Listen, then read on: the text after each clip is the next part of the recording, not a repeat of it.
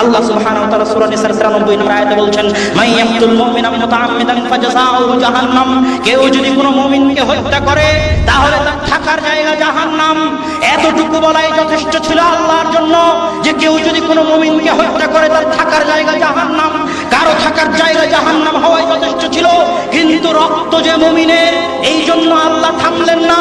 আল্লাহ বললেন খালিদান ফিহা, শুধু জাহান্নামে যাবে না, জাহান্নামে চিরস্থায়ী থাকবে। এতটুকু বলাও যথেষ্ট ছিল আল্লাহর জন্য। কিন্তু রক্ত যে মুমিনের, এই জন্য আল্লাহ থামলেন না। আল্লাহ বললেন গাযিবাল্লাহু আলাইহি, আল্লাহ তার উপর রাগান্বিত। কারো উপর আল্লাহর রাগান্বিত হওয়াটাই যথেষ্ট ছিল। কিন্তু রক্ত যে মুমিনের, এই জন্য আল্লাহ থামলেন না।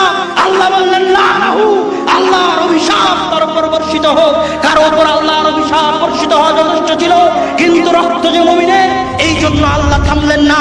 আল্লাহ বললেন ওয়া'আদাল্লাহু লাহু আযাবান আযীমা, আল্লাহ তার জন্য কঠিন ও ভয়াবহ শাস্তি প্রস্তুত করে রেখেছেন শুধু একজন মুমিনকে হত্যা করার জন্য।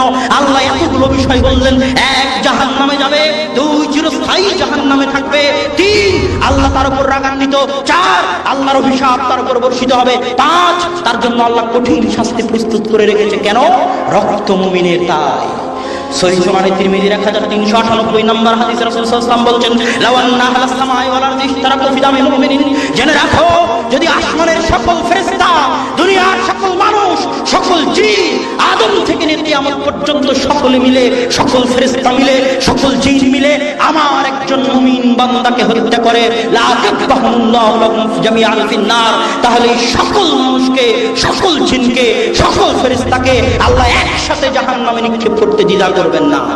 রক্ত মুমিনের। তাই আর এক হাদিসে রাসূল সাল্লাল্লাহু আলাইহি ওয়াসাল্লাম বলছেন, লা যাওয়াবুদ দুনিয়া আও লাহাদামুল কাবা আহওয়ানু ইনদাল্লাহি মিন দামি মুমিনিন, আল্লাহ সুবহানাহু ওয়া তাআলার নিকটে কাবা ঘরের চাইতেও, সারা দুনিয়ার চাইতেও একজন মুমিনের দাম বেশি।